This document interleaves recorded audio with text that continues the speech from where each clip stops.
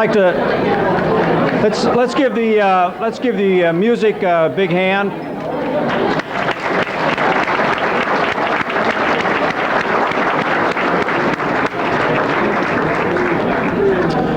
I'd like to welcome all of you to the 2001 Chamber of Commerce Annual Banquet. We're going to get started this evening with our dinner, and before we eat, I'd like to have Pastor Ken Kent of the First United Methodist Church give the invocation.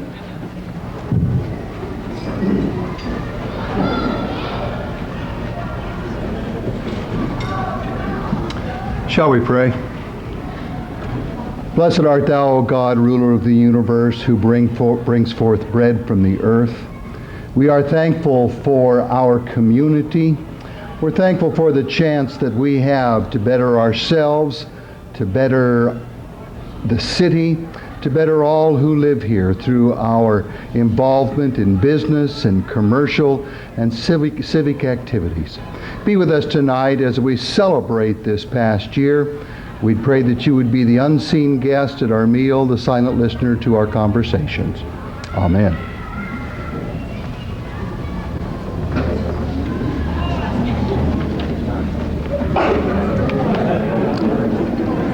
Thank you, Pastor Kent.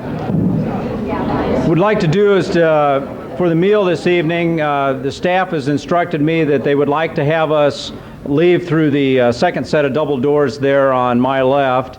And since I'm in charge here, I get to pick who goes first. Although Bob Phipps has given me instructions that the chamber staff needs to go close to first. So I think to probably make this simple, we'll have the head table go first, and then we'll just go across in rows, starting with the first row of tables here, and then following all the way back. Sorry, Jay. It's one of the hazards of giving up the MC position. Tough luck. Next year. So we're going to go ahead and get started with the meal then.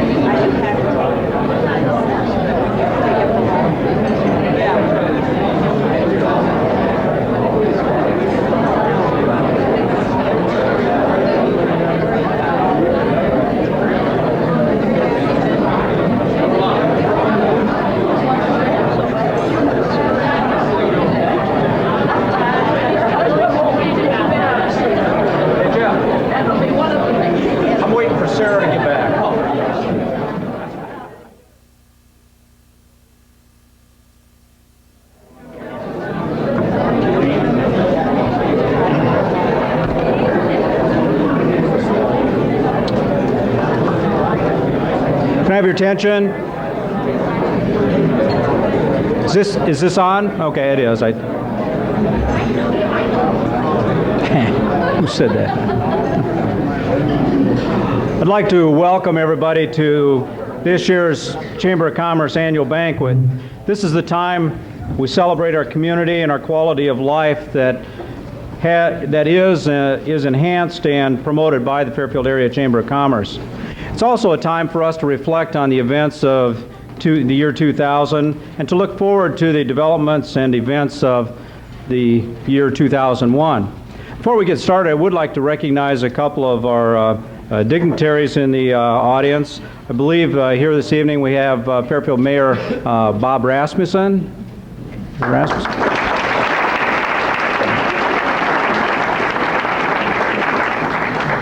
And we also have present Supervisor Mike Pesch. Mike?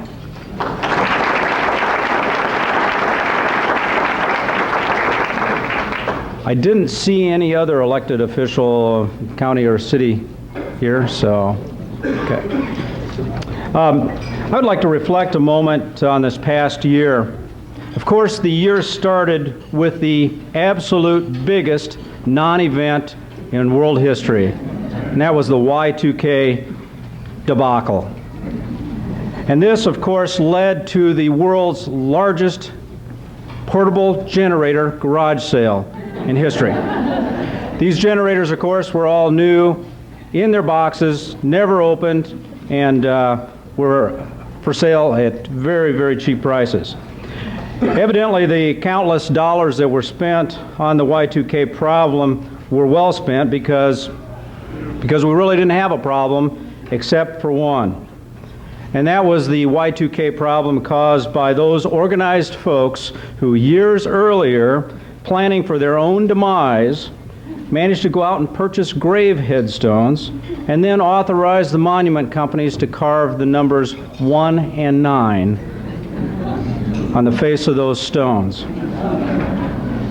Sorry mistake they made. And that was evidently something the Y2K folks planners couldn't overcome. And of course, this year there have been some real interesting events around the Chamber of Commerce. As you know, Bev Nelson, a person who's never happy, a person who's always in a bad mood. Bev assumed the president's chair. And in spite of the challenges faced by the Chamber staff trying to locate her during the workday, she proved herself to be a real live wire. Okay. I know that was really kind of weak. But I'm really trying my best not to make Jay Silverman's MC performances look bad. And of course, he was the MC the past few years. You know, for those of you that don't know, Jay's psyche's been rather fragile these last few weeks. Not only has he recently had live wire problems of his own at J&B Plastics that caused the power in the northwest part of town to be shut down, but he's also taken some abuse from the Des Moines Register. I don't know how many of you looked at yesterday's Des Moines Register. It's a Metro in Iowa, it's Section B. I mean, can you imagine waking up in the morning, opening up your register, and seeing the storyline that says, "Nothing can save dumb Silverman." It's right there, page 5B. So please be kind to Jay.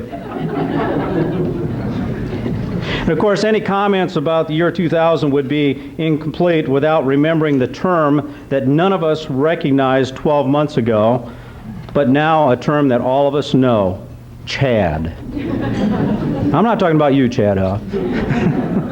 Who in their wildest dreams ever thought that the world's most technologically sophisticated, advanced nation would have its voting process brought down by pregnant, hanging, and dimpled Chads? Nationally, we have had recounts and appeals to the courts.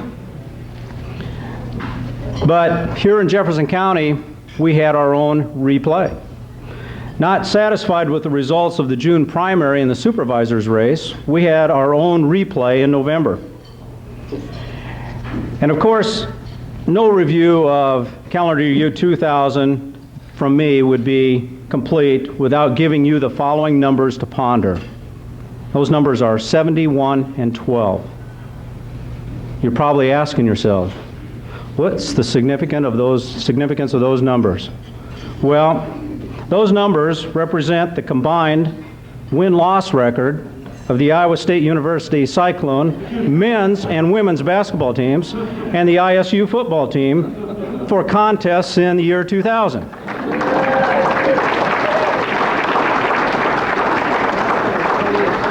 It was definitely the year of the Cyclones. I know, it's kind of hard for some to take, but I've never had this opportunity before. Before moving on to the program, I think a couple of comments regarding our upcoming year would also be appropriate. This year's Chamber President is Jody Kerr. As Jody served as an ex officio member of the FEDA board last year, I had an opportunity to see her in action. Jody will be an excellent president. She's full of ambition, energy, she's organized, and she's very conscientious. But perhaps there's one thing about Jody that you don't know. I didn't know it either, but a lot of her friends made sure I did. As many of you do know, Jody's husband Mickey loves stock cars, building and racing stock cars. But unfortunately, he is not the one in the family with the lead foot. I would like to take this time before we get into the program to do a couple of housekeeping things. This year we had some businesses that stepped forward and were sponsors of some tables and sponsors of the banquet. They are TD&T Financial Group, KMCD, Kick96RadioVillage.com, and KYOU Fox 15. So I'd like to have you give them a hand.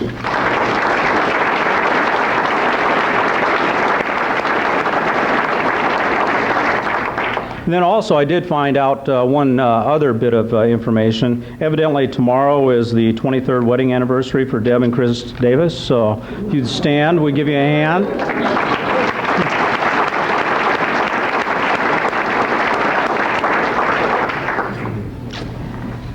Moving into the program this year to present the Ambassador of the Year Award, Larry Smith. Thank you, Craig. Well, here I am again, and the ambassadors keep thinking that I'm the one that should give this speech each year, but we're not putting that in the bylaws, okay? Kind of continuing with Craig's speech a little bit, we are in the 22nd century, so I just happened to get this on the internet today, and so I thought maybe I'd share a little bit of it with you. You know that you're in the sign of this 22nd century when you try to enter your password on your microwave. You haven't played solitaire with real cards in years. You have at least 15 phone numbers to reach your family of 3. Sign of the times. Okay, without any further ado, I'm going to jump right into this. The ambassadors have been pretty busy this year.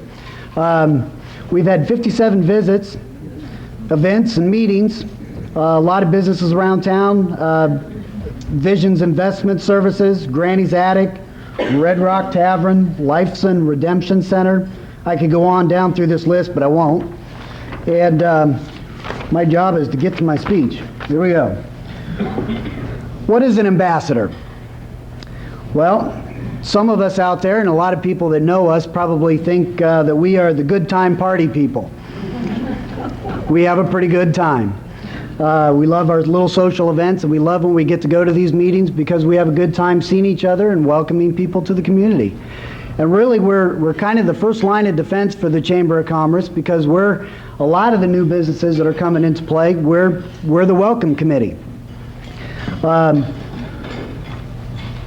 In 2000, the millennium year, like I said, we had 57 visits, new businesses, events, and meetings. An Ambassador of the Year is always selected for somebody who has some outstanding achievement, mostly who can attend most of these events. But one important thing I want to say about it is that it seems like for the last couple of years, the ambassador, you know, is somebody who's very energetic, very outgoing, has a gracious smile, and is always willing to welcome somebody. So without any further ado, let's put our hands together again for Sharon Workman for the second year in the row for a gracious lady on Ambassador of the Year.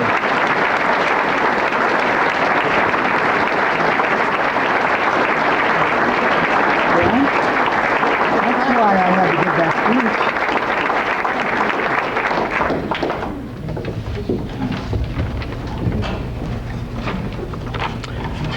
I guess I did overlook a couple of our elected officials, and I'll probably hear about it for a long time. There are a couple city council members here, Mr. Gookin, Mr. Thompson. Did I miss anybody else? Polly? Oh, Polly, oh, sorry. You're just too close. Next, we have John Hammis. John is Vice President of the Fairfield Economic Development Association. He's going to report to you on the year 2000 in FEDA. John.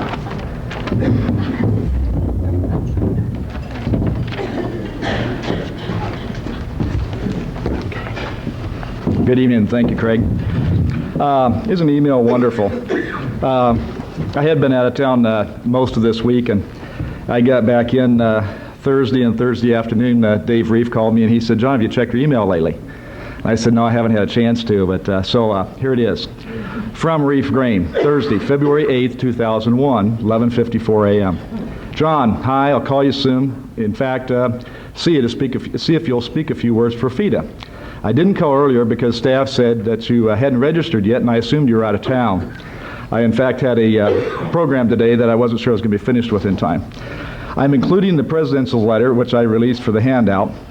And all I ever do is introduce the board, the ex officios, locate them before you stand so you don't miss any, especially the mayor.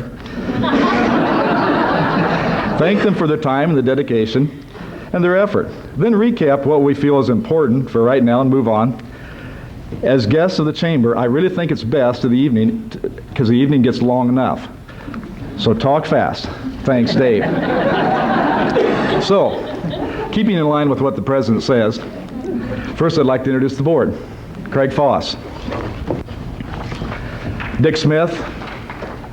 Dick's out here. Stand up, Dick. And I guess absent this evening are Royce Huff is not able to be with us this evening. Pete Nelson is absent this evening, as well as Ross Walker. And then our ex officio members, John Morrissey, over here. This is our legal counsel. Tom Thompson, our treasurer.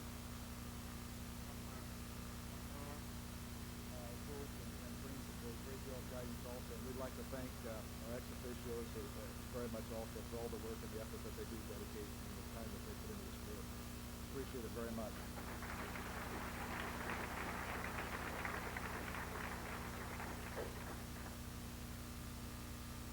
And there is one other ex officio that comes that we have on our board that's just joined us here recently, is Jim Pedrick also, because as the president-elect of the Chamber of Commerce, the president-elect sits with us on the FEDA board also. And Jody Kerr, as Craig said, served with us last year, and Jim has joined us now for 2001. We'd like to appreciate their efforts also for this. Thanks, Jim.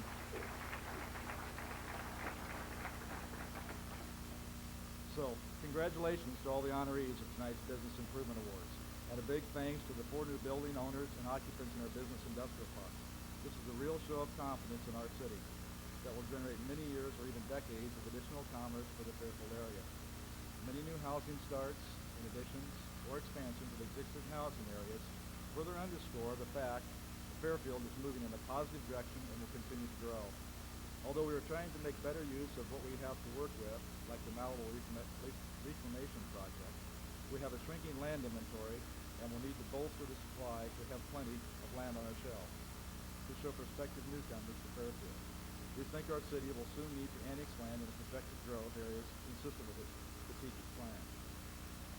We believe progress on land procurement for the US 34 bypass and the Fairfield Runway Extension Project clearly certifies Fairfield as one of the few cities in Iowa successfully linking a progressive economic base with our enviable quality of life. We want to continue to work hand in hand with your chamber, our city, and county government to make Fairfield the place our kids want to come back to. Together, we can in 2001.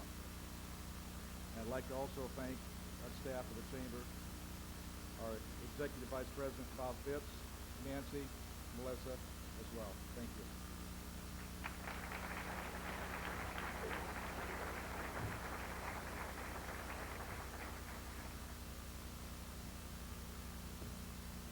Next we have Jay Mitchell and Deb Davis presenting the Business Improvement Awards. We're going to do this together or in shifts? We're doing it in shifts.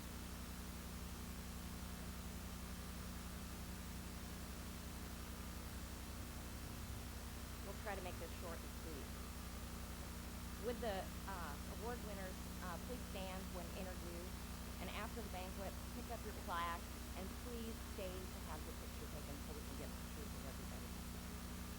Improvements to our downtown are always pleasant to see. Henderson Frames and Galleries put on a new storefront. They removed the large glass windows and replaced with thermoplastic. The windows also have UV protection, which filters ultraviolet rays and allows them to display artwork without risk of fading. Don and Donna Henderson are here to accept the award. Don and Donna? There they are.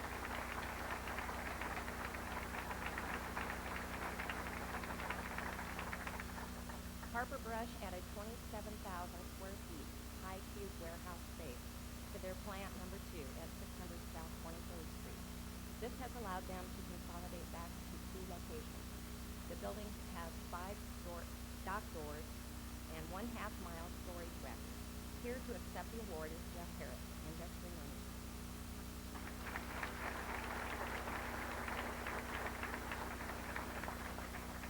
Tough Financial Group added 2,000 square feet and remodeled their existing building, thus making available 2 conference rooms, 7 private offices, 2 working centers, private parking for 8 employees, which they currently have 7 full-time and 1 part-time, and parking for 8 customers.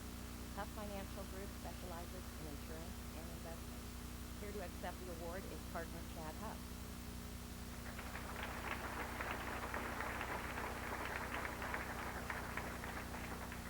In the spring of 2000, construction began on a new entrance room for the Dandelion Cache, which matches the rest of the house, including the window trim inside.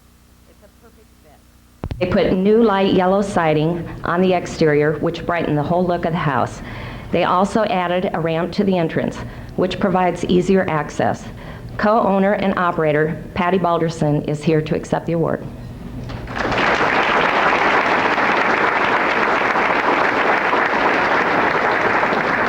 The Mighty Mart decided it was time to update this past fall. They improved the looks of the island and canopy. New covers and new lighting were put on the gas pumps. Lots of painting was done, with some new Conoco signage being added. They also did some changing around on the inside. Here to accept the award is owner Joanne Tice.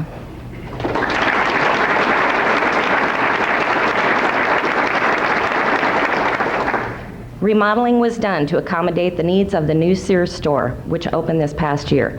They handle appliances, home electronics, hardware, and lawn and garden. They have 1 full-time employee and 6 part-time. Scott Ward, owner, is here to accept the award. Scott?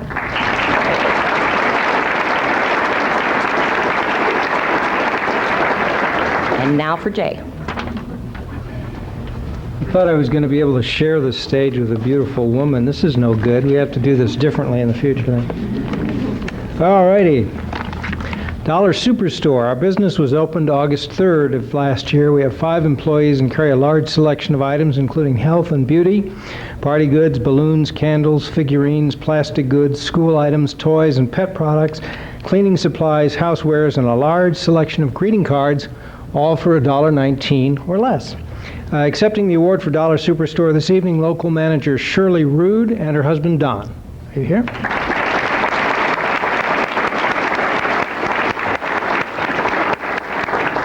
Our next award goes to Godfather's Pizza and Sweets and Treats. The building was renovated on the inside with new counters, serving areas, flooring, and paint to create an intimate atmosphere. The kitchen was completely renovated for ease of service.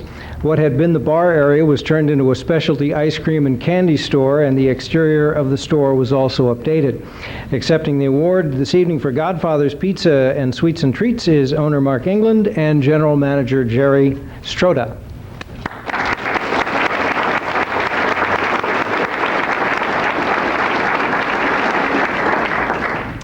Hawthorne Direct is our next recipient. Hawthorne Direct, Inc., located at 300 North 16th Street, renovated an open 40-foot by 40-foot warehouse area starting in March of last year and ending in mid-September.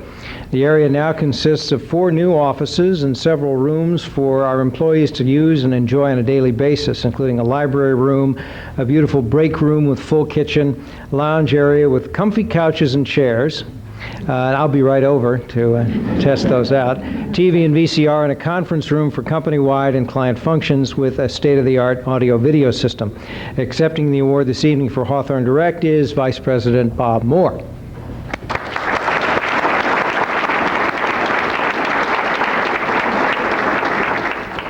You do look kind of comfy. That's good. Maharishi University of Management is a recipient of the Business Improvement Award this year. We've added 20,000 square feet of classroom and office space, 12 units of faculty and staff housing, and a new entrance road to the campus. And accepting for Maharishi University of Management tonight is Treasurer Michael Spivak. Michael?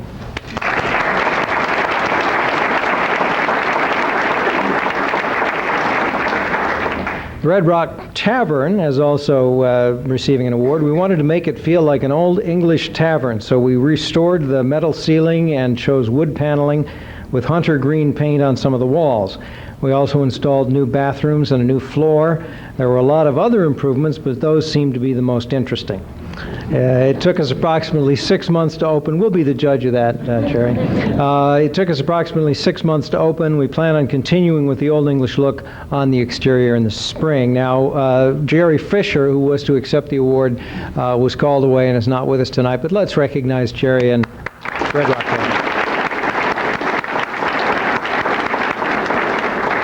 TNT Auto Sales and Detail Shop. In addition to TNT's auto detailing and used car sales, this past year the company added a full line of car audio products, installation and service, including car stereos, CD changers, amplifiers, and speakers from manufacturers from Alpine to Emerson.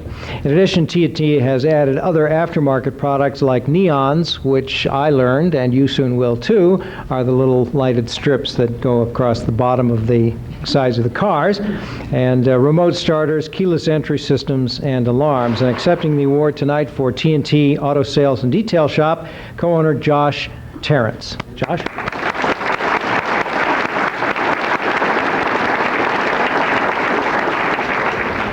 And I get the fun one also, and that's all fun, of course. But this is an award that we especially like to give each year at the Chamber, and that's the Community Improvement Award.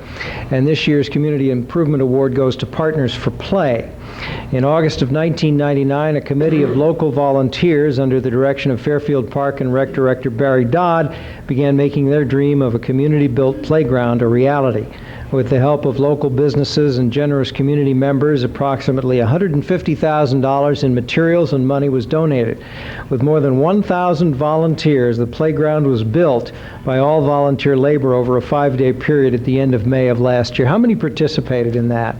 Was that a kick, or was that one of the most wonderful experiences of my life?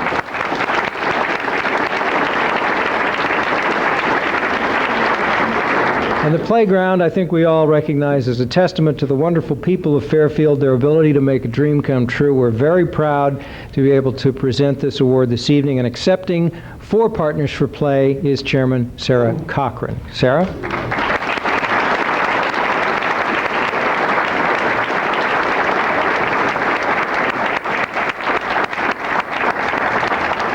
You don't have to stand in place. You get to walk in place. So you get to come over.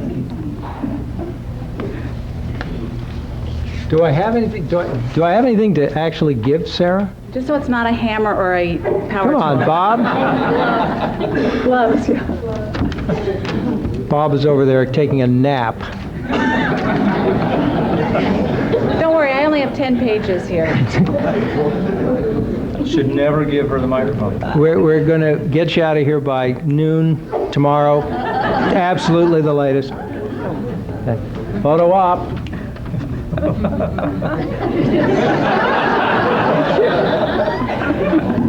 Thanks, Jay.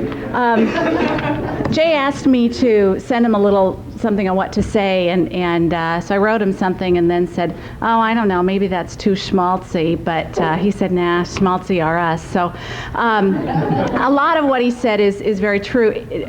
One thing I wanted to ask, he asked how many helped build, but I guess I would want to know how many in this room knew somebody who helped build, had employee help build, donated money, or in any other way participated, because I'll bet, or knew somebody who did any of those things, because I'll bet it would be just about every single person in this room, which I think is one reason why this was such a wonderful project. I do want to recognize our committee, and I did have to write them down because, well, I'm over 40 now, but just barely, Craig. Okay. I know. So the Partners for Play committee consisted of Steve Cracker, Marty Gleason, Jennifer Anderson, Sally Hayes, Joe Carr, Lori Stevers, Steve Lamb, Diane Messerly, Nancy Horace, Dave and Becky Graneman, Tim Lance, Cindy Burgraff, T.L. Henderson, Katie Schulk, Jane McMahon, Tammy Dunbar, Sue Long, Clarissa McMahon, Tom Stanley, Steve Winslow, Susan Booth, Pam Kraft, and Christy Leisure.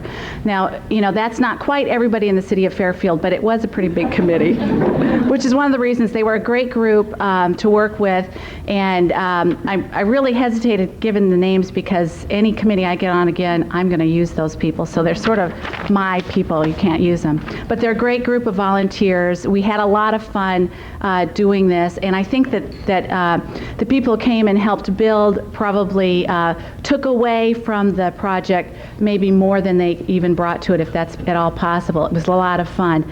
I would be remiss if I didn't say thank you to the City of Fairfield for providing us with the perfect location for the playground.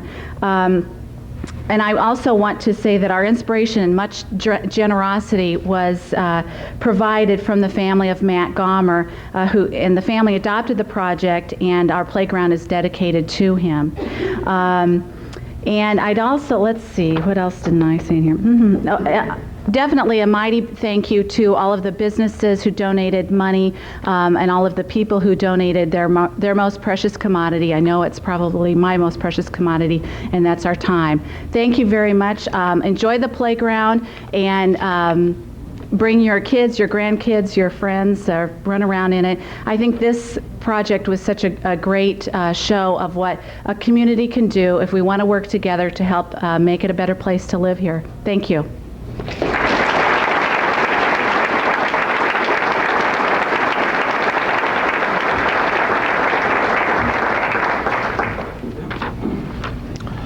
I can say, Sarah, that in the years I've lived in Fairfield, I've never seen a project come together as quickly and in such a fantastic way that this project did pull together. It was something I remember when Sarah first came back to the office and was talking about this, I just kind of shook my head and thought, that'll never happen here.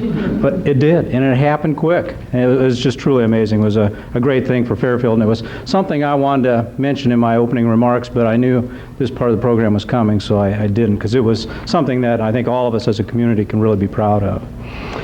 Moving on with the program, to present this year's Entrepreneur of the Year award is Mr. David Neff. David?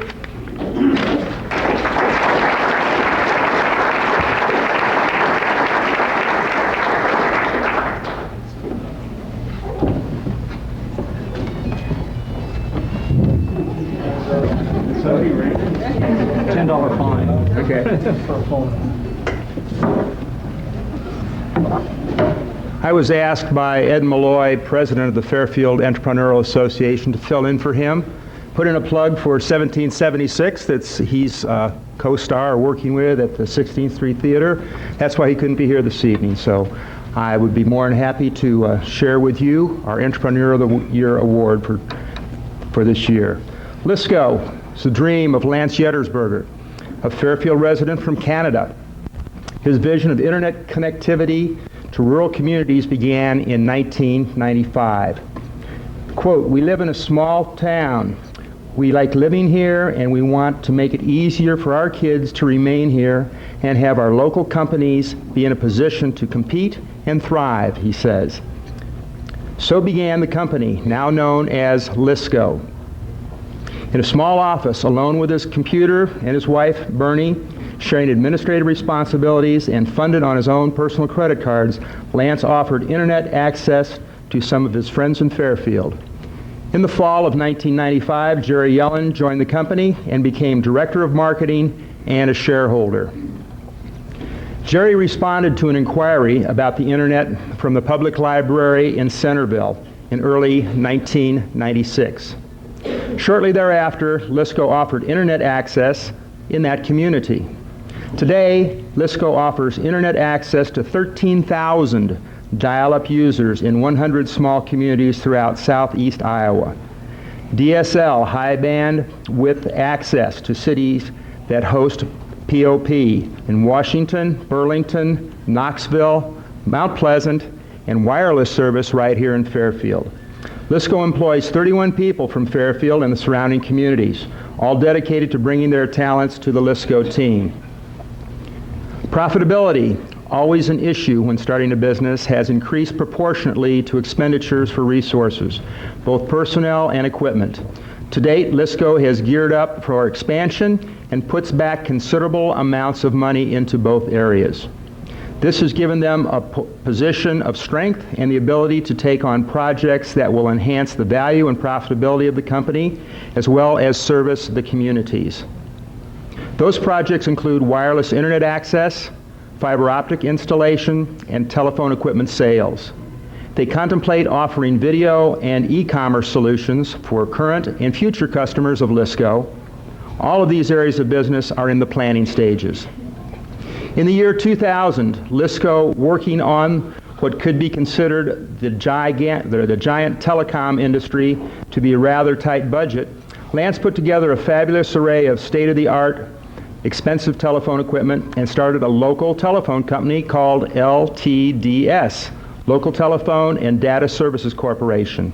Again, much in the fashion and success of LISCO, LTDS began offering telecommunication services in Fairfield at competitive, better prices than the local incumbent telephone company, and began employing more people in Fairfield and surrounding communities. At the moment, LTDS is carefully planning expansion into some of the small communities that offer LISCO internet access. We continue to expand our customer base, our employee base, and I am grateful for the opportunity that has been presented to me, Lance said after being sworn in as a United States citizen this past fall. Congratulations to the entire LISCO team. Our community grows in richness and vibrancy when entrepreneurs like Lance and Bernie put on their heart and their soul into the heart and soul of our community. Lance and Bernie, would you please come forward?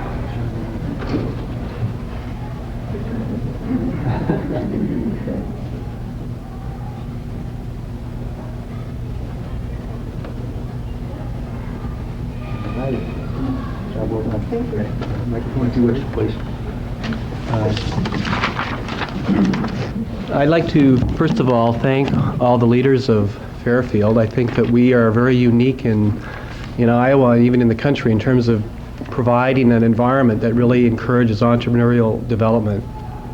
I feel very fortunate to have come here, and I feel very honored to be part of this community and now a United States citizen. I'd like to personally thank all of you out there, because many of you are customers and you were willing to go with us and provide our services, and we appreciate that, and we are looking forward to providing you with more and better services for this community and all the other communities we serve. I'd in particular like to thank our associates. Craig, who's our attorney, appreciate it. Darwin Sherwin, who worked with us from the very beginning with the newspapers, very much appreciate that.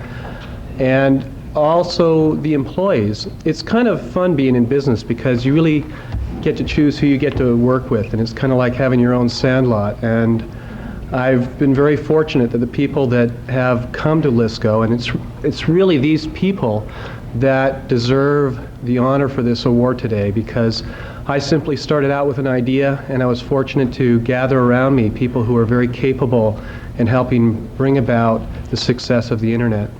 It was kind of delightful to hear people talk about the email that they're passing around now, because when I started, I went around to the community, some of the community leaders, to the library, suggesting that I would offer them some service, you know, as part of the community service that I was interested in. And everybody looked at me rather strangely, kind of, what is this internet stuff? So it's really come a long ways, and I think you'll find that the technology is going to continue to develop in ways that will make our communities a much more successful place to develop our businesses and for our young people to grow. We're very much looking forward to the development, the economic development of both Fairfield and Mount Pleasant with the new highways coming in. We're looking forward to developing fiber optic networks in both of those communities to enhance the telecommunications and really be a part of the economic development that's taking place in this part of the state between Cedar Rapids and Iowa City. And we think that our particular area is going to have a lot of advantages even over those areas, being that we're in a small town and it's going to be much more cost effective. So again, I'd like to thank all of you. I'd like to thank our customers, our associates, and certainly our employees. Thank you very much.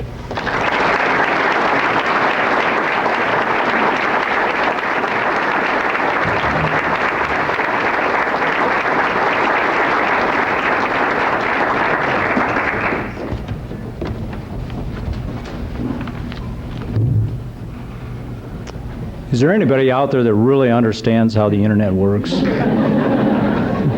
I mean, I'm not a car mechanic, not by any stretch of the imagination, but at least I can visualize how that works, you know, with the carburetor and the air and the fuel going into the cylinder and so forth. But how those little things happen on your computer, just totally beyond me. I'm glad there are some people around that have that understanding. Moving on with the program, to help wrap up her year, Mrs. Nelson. I'd like to introduce Bev Nelson, last year's Chamber of Commerce president. Bev.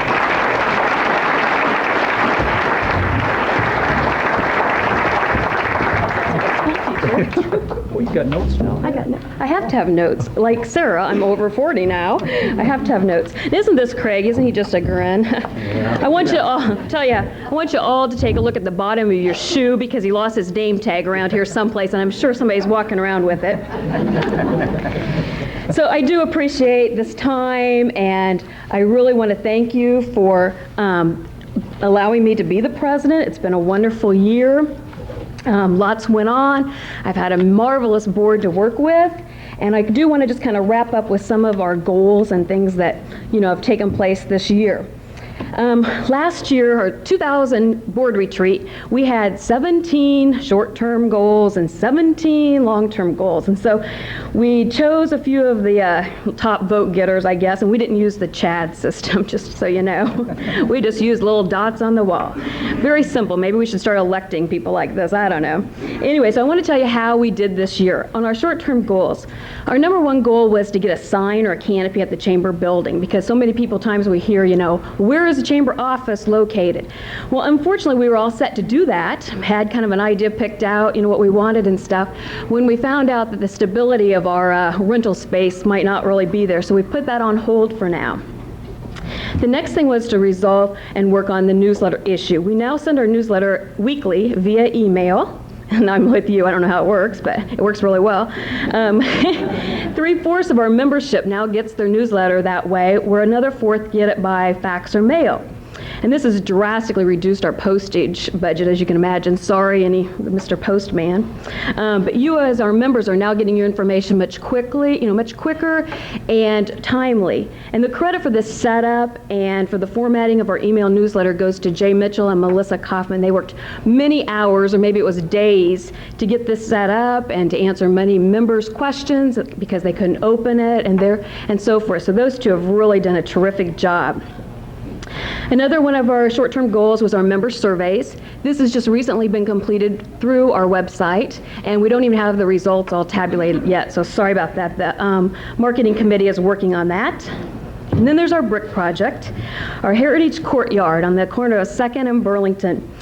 And we were really worried there for a little bit. Were we going to get enough money for the sign? Because that was the first thing we wanted to get. We did raise enough money. And then what held us back was the company, and I believe it was North Dakota, couldn't find a piece of granite big enough for what we wanted. So that kind of set us back from our timetable.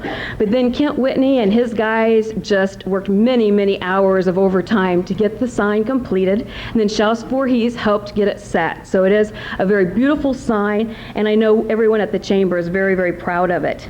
Now we need to just sell some more bricks so that we can get the first 1,000 bricks laid.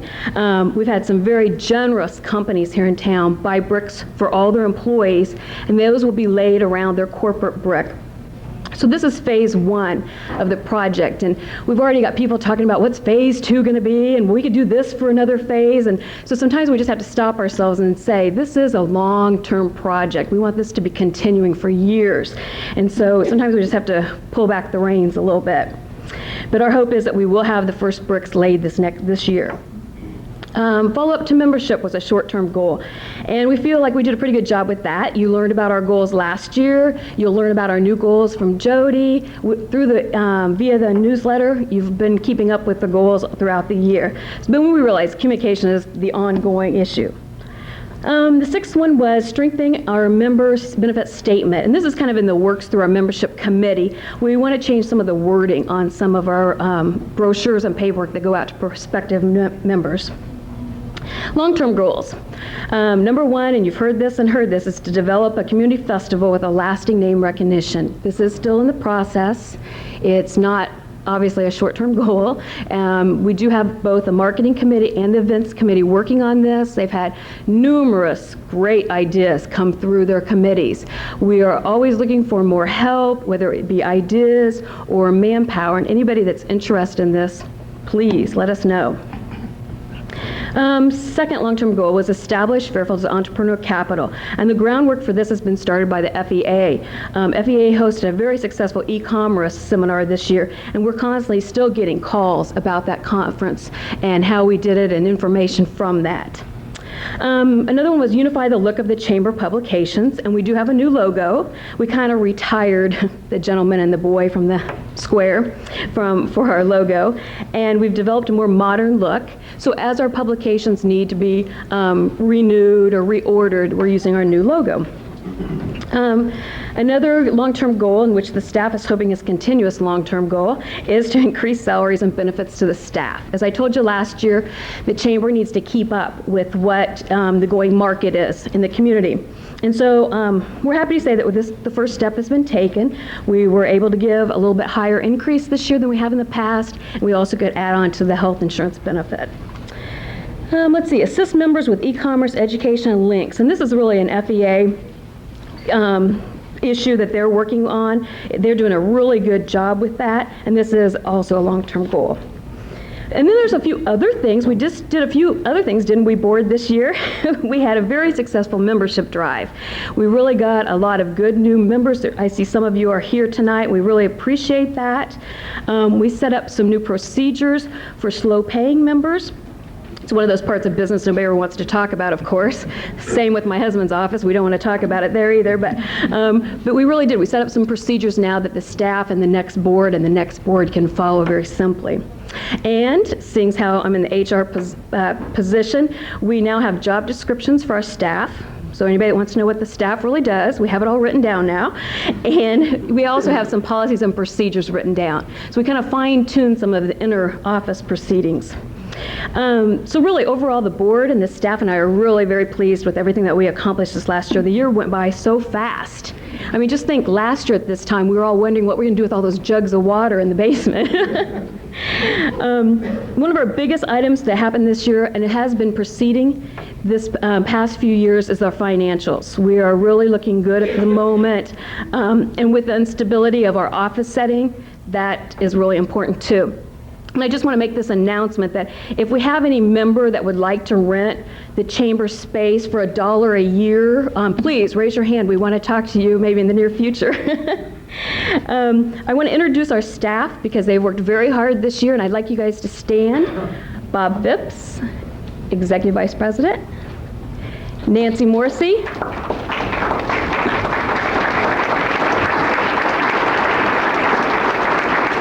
And Melissa Kaufman.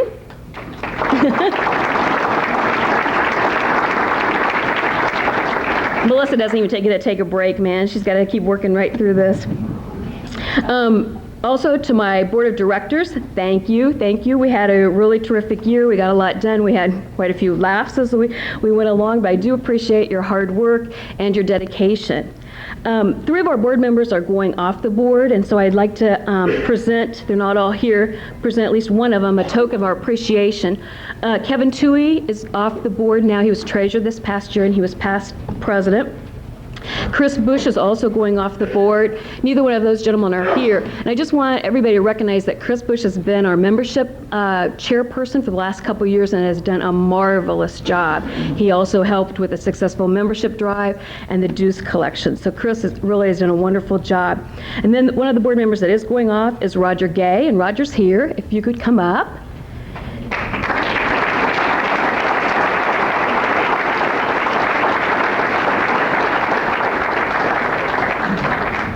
Roger's been on the board for 6 years. He's been active in our ag area of the chamber. He also has been instrumental in this new revitalization loan project that's all undergoing right now. Thank you, Roger, very much.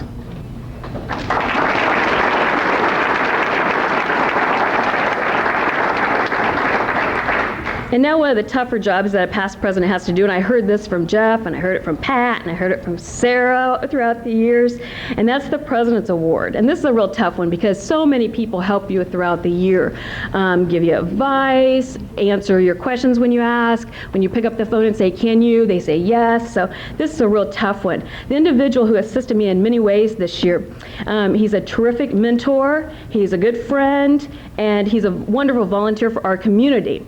He has a kind of a wacky sense of humor, and how he gets everything done that he's involved in is beyond me. I think that a lot of credit goes to his wonderful family and his staff at his office. He's helped me a whole bunch this year, and this award goes to, unfortunately, somebody that's not here. It's Dave Rieff. So I guess kind of like at the Oscars, Dave's on location, and maybe somebody else will accept for him or something like that. But anyway, we will get that award. And Dave really was great.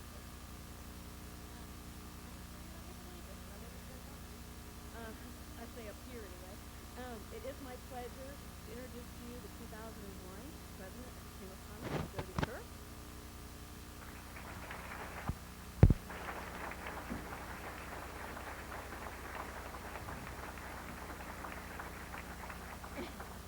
And before Jody gets going, her new board is presenting her with a large chocolate kiss because she's kind of a chocoholic. Wow, that is a great way to get started. Yeah, for those of you that know me, yeah, chocolate's pretty key in my life. So, thank you, Bev, for that, and I want to also thank Bev for her year of dedication and hard work as well.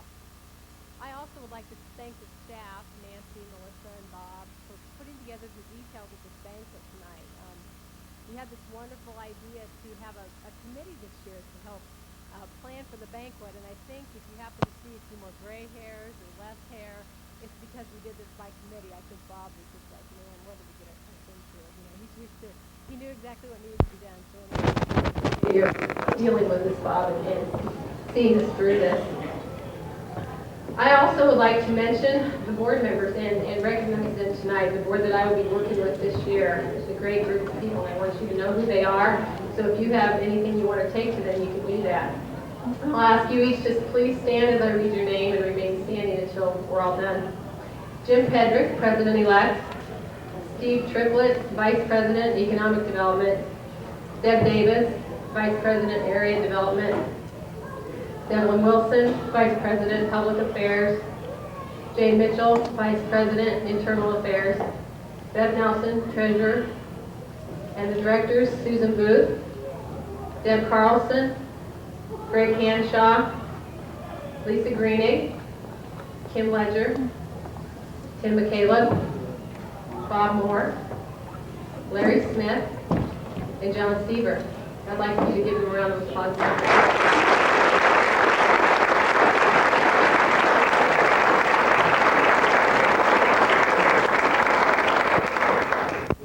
Well, Saturday, January 6th, we had our board planning session up in Pella.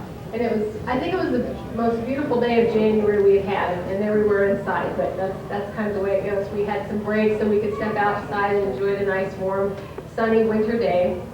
And David Vollmer was our facilitator, and he is the executive director of the Pella Area Chamber of Commerce. And we had great attendance that day. We had a lot of input by everyone that was there, and there was a lot of enthusiasm shown by the group. And so I guess I see that as my challenge, is to continue that enthusiasm and keep that going throughout the year. I thought I'd just talk and touch on a few of the goals that we set, because that basically is the agenda for the day, is to set our goals for the year. And most of you will have already read what the goals were that we set and the ones that we prioritized in an earlier edition of our newsletter that you received via email. And I might mention while we're on that email newsletter, for those of you that are getting it and reading it, great. Don't forget, though, to pass it on to everyone in your organization. I believe it just goes to one contact person, so you have to remember, most of us have email systems within our offices or organizations, so try to forward that on. And if you're someone here that's not getting it, you need to find out who's getting it in your office so that you can get that. But anyway, a few of the ones I want to touch on, some of us have mentioned the top vote getters that day. Revitalization of the square. It seemed to be very key, and everyone was enthusiastic about it and had a lot of discussion about what we might be able to do. Most recently, though, we announced a project called the Fairfield Revitalization Fund, and this is a fund that is available for businesses around the square and one block off. It was a joint effort of 4 local banks with the Chamber of Commerce to pledge a total of $1 million to be used for low-interest loans, with a maximum of $50,000 for people to use to possibly remodel their building, add inventory lines, to their business, anything they might need to do to enhance the retail activity that they have or improve it. And not only to building owners, but to tenants as well, if they wanted to do some interior remodeling of the facility that they currently rent. And the overall goal of this fund basically is just to improve the downtown retail sector, and that's really become, a lot of what I've heard already just in a little over a month that I've been president. This is what is concerning people. So that is one thing that we have done to try to get that sparked and get some things going there.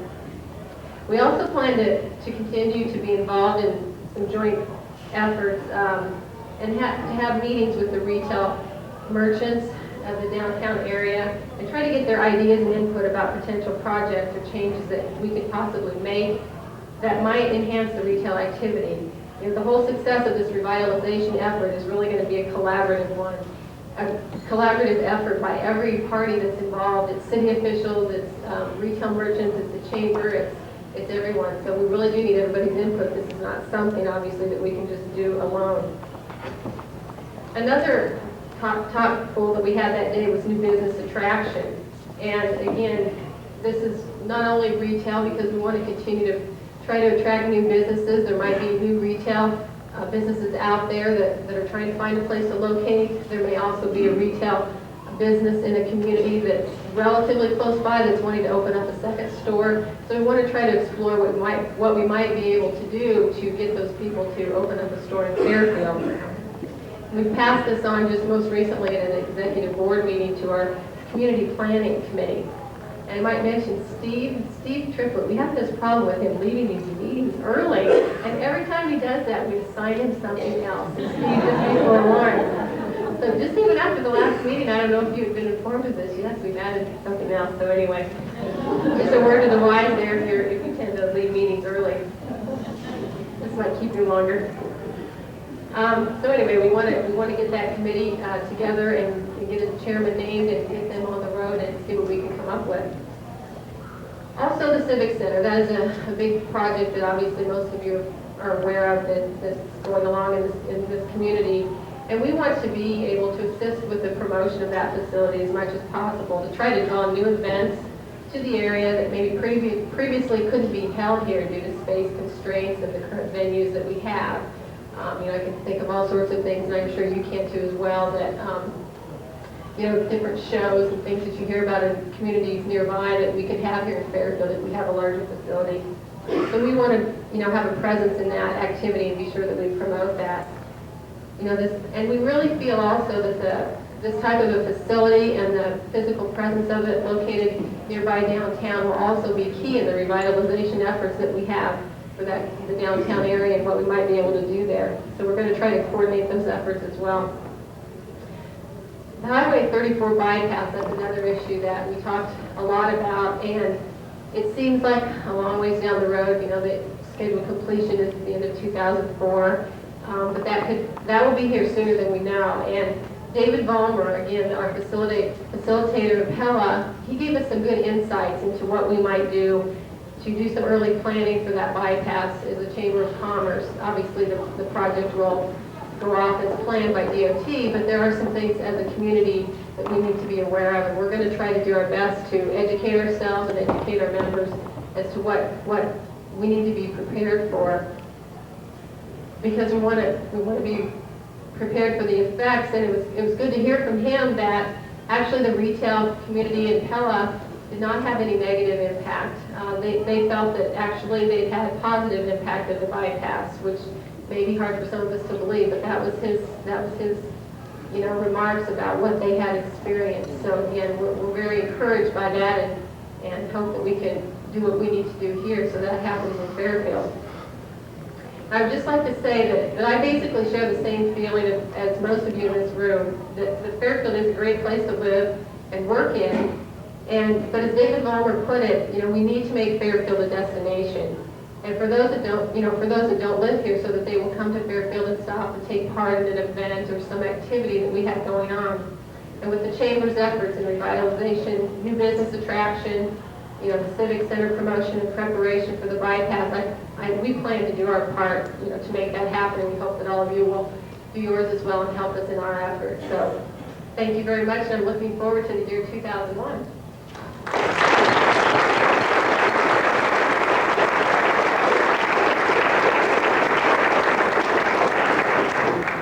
Now I'd like to recognize Bev as our past president. As she mentioned, and other people have mentioned, a lot was accomplished last year, and I know she spent many hours in meetings and hours at home working on projects, because I got some of those emails from her that were sent from home late at night or wee hours of the morning. So I know she was putting in a lot of time. She was very committed and enthusiastic in her leadership, and I want to thank her for that. And so Bev, we appreciate your efforts.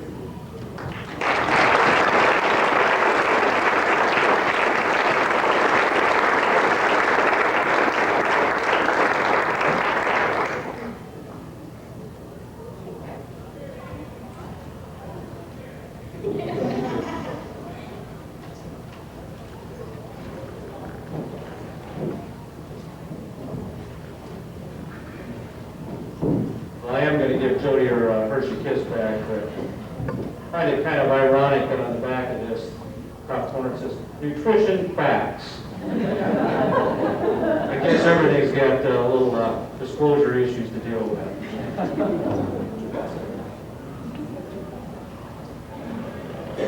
Next time, want to help yourself, it's Jody's. There's another chocoholic that was between you and me. Next on the program, one of the highlights of the evening, and that's the presentation of the Outstanding Citizen Award.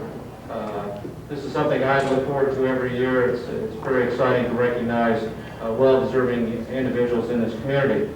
To present the award this year, we have the tag team from Elderberry Boulevard in Libertyville, Iowa. It looks like Mr. Gene Parker is going to go first, at least according to the program anyway. So, Gene.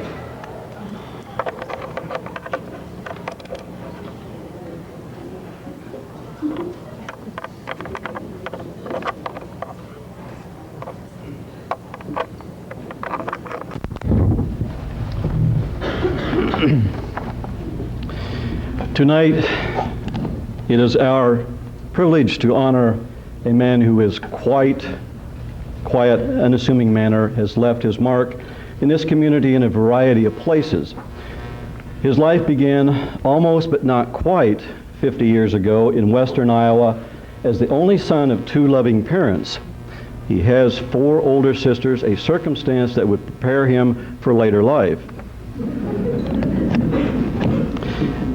He arrived in Fairfield 24 years ago, quickly became involved in the Fairfield community.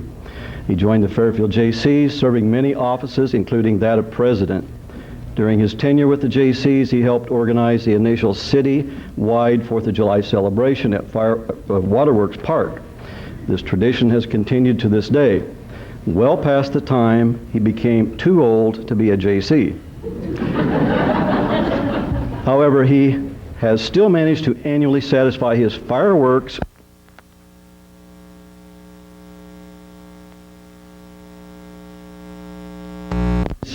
He became a board member of the Chamber of Commerce, where he served 6 years, including 1 year as president. His friends remember him as the only chamber vice president who had to lip sync his predecessor's speech at the annual banquet. Serving as chamber president prepared him for his next volunteer project, chief coordinator for the Des Moines Register RAGBRAI stay in Fairfield in 1988. Anyone who has worked on Fairfield RAGBRAI committee can appreciate the immense size of this undertaking. When RAGBRAI returned to Fairfield in 1997, there were 3 co-coordinators. In July of 1989, he became a member of the Fairfield Public Library Board of Directors, where he continues to serve. He served as president of the Library Board from July 1992 to June 1995, a period when the board did the planning, fundraising, and started construction of the new Fairfield Public Library. As a board member, he was actively and directly involved with several major benefactors who helped make the dream of a new facility a reality. This new building was a culmination of long-range planning that became when our recipient came on the board. With the dedication of many hours of hard work from our honoree and others, Fairfield can proudly boast of having one of the finest libraries of this area. To help ensure the continued financial well-being of our library, he played a major role in the creation of the Fairfield Public Library Foundation. Our award winner also served as a judicial magistrate in Jefferson County from 1974 to 1994.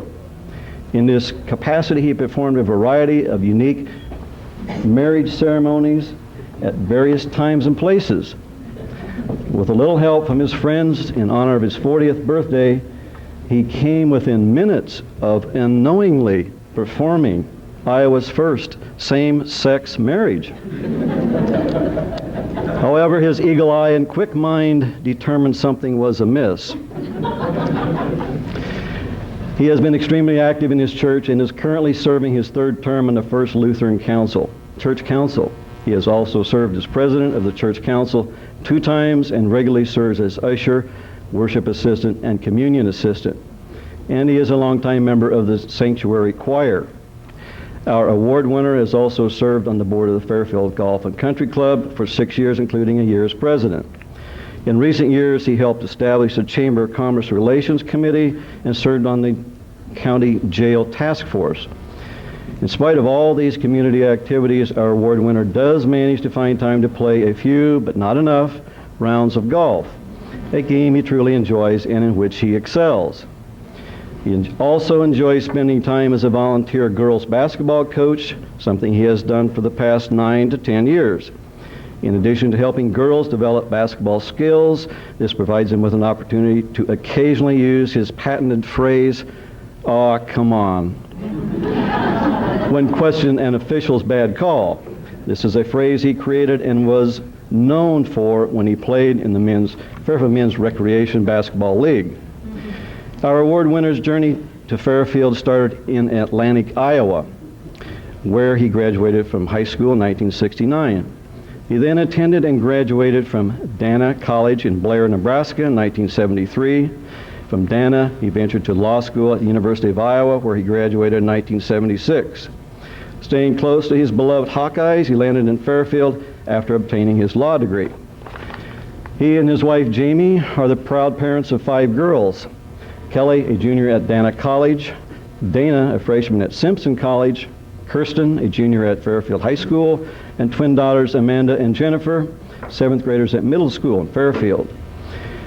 As you may recall, having 4 sisters older prepared him for one of his really big accomplishments, surviving in a house with 6 women. Fortunately, the golf course is just across the creek. Won't you please join me in congratulating Fairfield Citizen of the Year, Tim Kiken.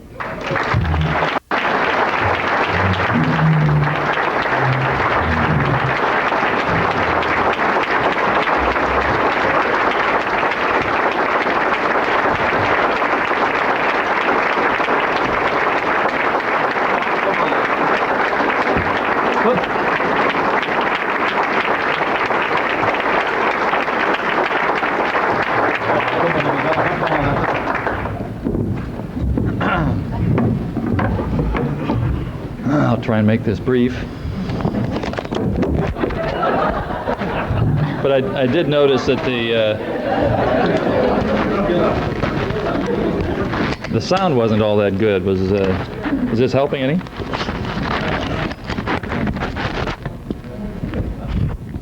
I'm not sure it's doing anything.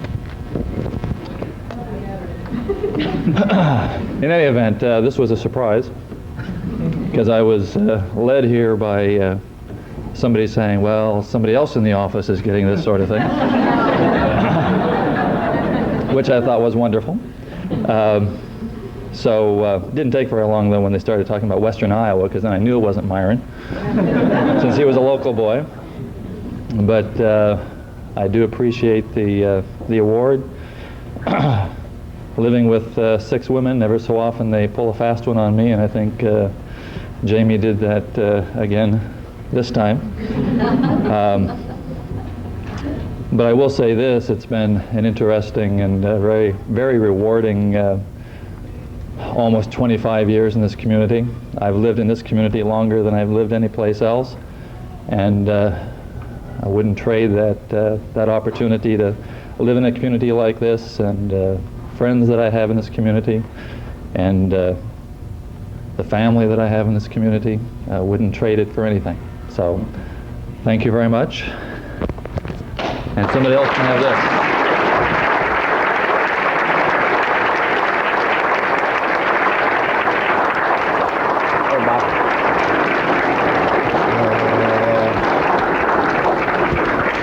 Break. Maybe you weren't talking loud enough.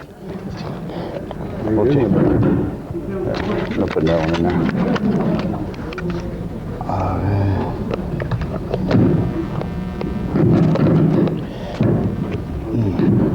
Turn it off while we're putting that one in too. Right. There we Stand by. Stand by. We're standing by. You can be like me and not have no microphone. You got it in the right. When BS Brett. Speaks, Brett, you got it in the right. Yeah, right there. Positive on the right side. Bob, let me sit this way. Yeah. Anyone care to lead a song? Yes, no. You can trust me. You don't want to lead a song. There you go. There you go. Try that. Try that. All right. Talking? Okay.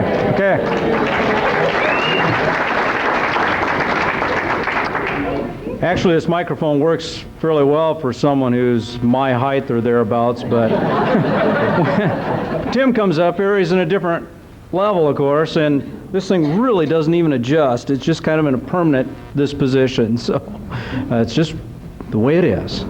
I guess to follow up, we have the better-looking member of the Elderberry Boulevard tag team, Mrs. Johnine Parker.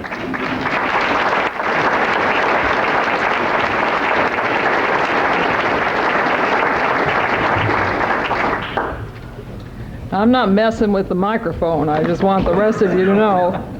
And since I'm over 40, but just barely, I'll get my glasses on.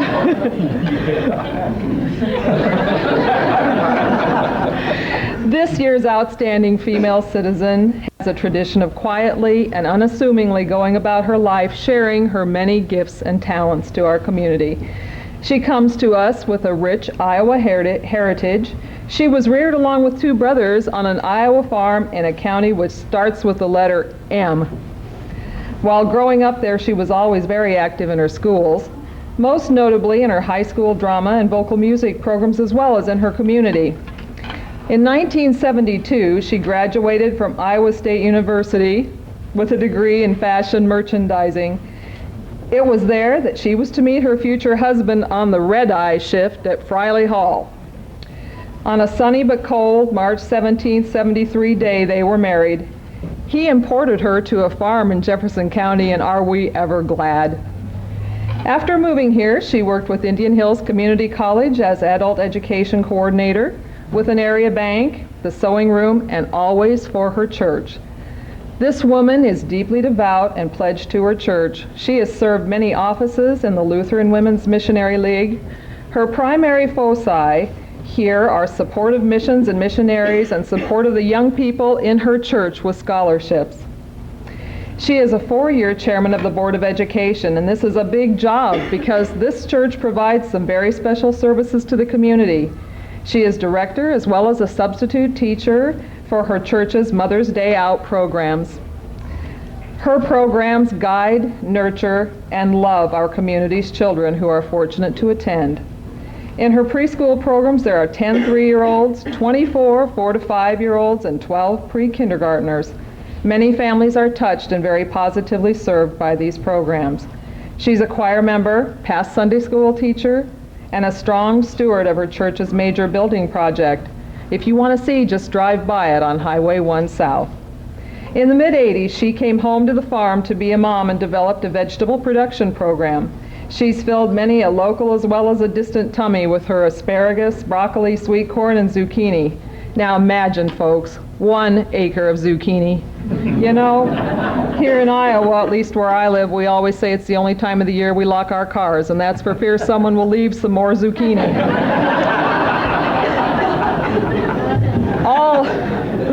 All this has evolved to her currently famous pumpkins. She and her family grow 8,000 to 9,000 pumpkins every season. She also provides all the other fun fall items such as gourds, Indian corn, mums as well. She really has a talent for decorating too. Drive by her farm and see all the artful displays which she personally creates. Her hospitality welcomes all, and you can browse at your leisure. Everything is on the honor system. Just drop your coins in the can, no questions asked. And don't forget the holidays. She's known for her beautiful Fraser furs and provides about 250 of them each season. She personally decorates and puts her special touches on about 75 evergreen wreaths, and all these grace our area homes and businesses each December. Are they ever beautiful? Now, all this is not too bad for someone who said, "I'm never going to marry a farmer." She spent 3 years on the State Farm Bureau's Young Member Committee helping to educate and promote agricultural issues. She really developed her current legislative savvy during this time. She also spent 2 years as a speaker for the State Farm Bureau Speakers Corps, again promoting Iowa agriculture. She's a 4-year member and current president of the Greater Jefferson County Foundation during times of tremendous growth.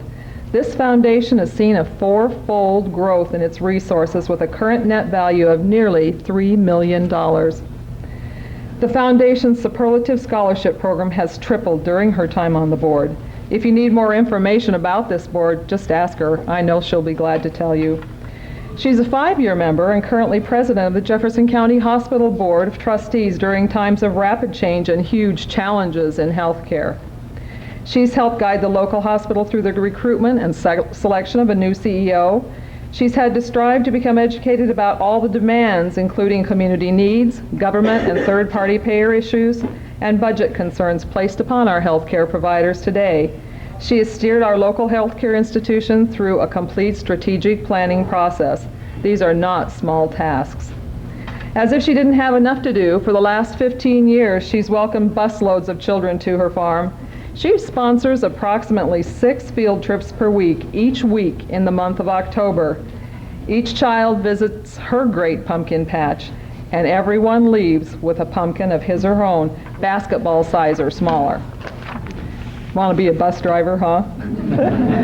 For all these contributions, we thank her. This woman is intelligent, she's motivated, strong, resourceful, delightful, and a genuine person. I'm sure that Walter and Adele Dietrich of St. Ansgar knew early on the treasure that they had in this daughter. Please join her husband, partner, and best friend Norman and son Jeremy, a sophomore at Iowa State University, in recognizing this year's outstanding citizen, Dorian Marie Atwood.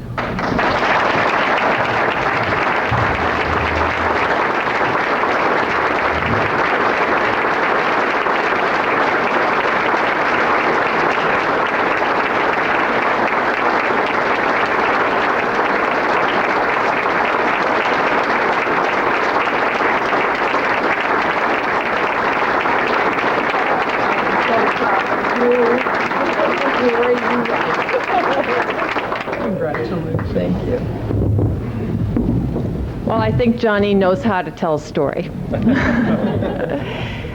I am very surprised and deeply honored to accept this award, and also a bit embarrassed because I know that anything I've done has only occurred because of the great people who have been there to help me. Mother's Day Out has been something that has been dear to my heart, reaching the preschool population of our community. But it's only successful because of the people who work there, the wonderful teachers we have, the wonderful staff that we have that support them. The Greater Jefferson County Foundation is a wonderful organization that I've been privileged to serve. When I first came on, I didn't have a clue what it was really all about. And yet I've met wonderful people. Dr. Bauman, who is our financial committee chairman, Tom Kunkel, who works with our grants, Art Hutton, who works with our scholarships. Everyone does their job, and it's made my job very easy. Also, the hospital is an organization that I've really come to appreciate, with working with them, with people whose job is not just a job to them, but part of their mission, that they do their job, and it's amazing what is happening in healthcare, and to see everyone working together, whether they're the people who greet you at the front desk, or the ones who help you when you're in the hospital, or the physicians that care for you. We are very fortunate to have these people working with us. I'd like to thank my husband, Norman, and my son, Jeremy. Both of them have given up a lot of their time. They've had to have a lot of meals by themselves without me there, or interruptions with telephone calls. I love them very much. And I guess that's why I do what I do, because I love this community. I love what you guys have done to help make it a place that I've enjoyed. I hope that I can just give back a little bit to the community, what you have given me, that we can make this a place that our kids want to come back home to. Thanks a lot.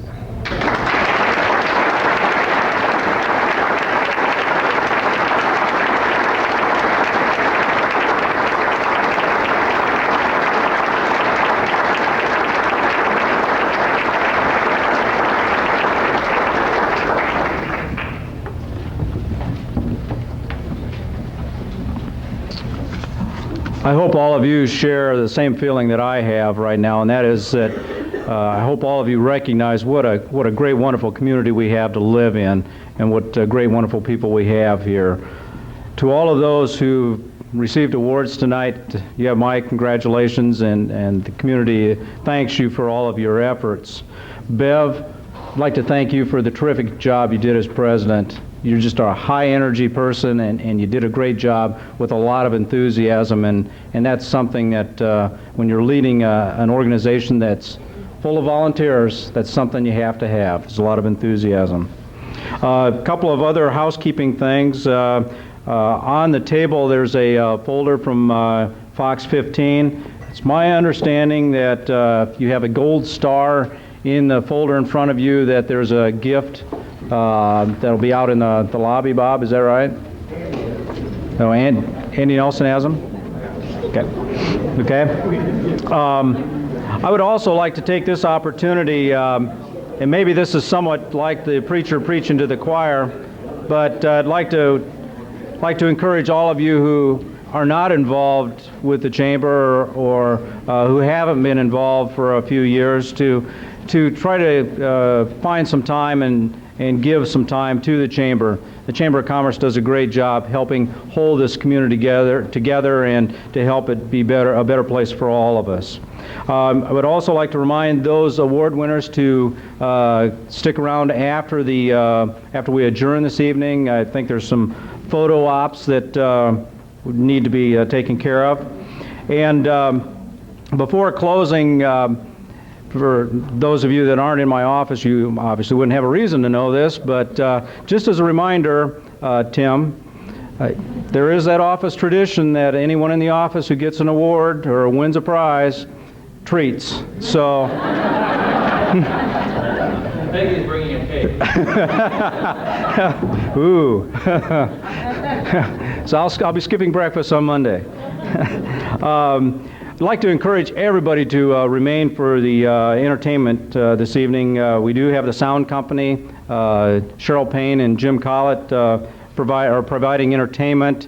They were providing the music beforehand, and will be providing music until 10:30 this evening. I'd like to have you support them. Jim, of course, does this in the wintertime. He needs the money to support his golf habit in the summertime. So, especially the money he loses on the golf course. But thank you all for coming. We hope you had a great time, and hope to see you again next year. Thank you.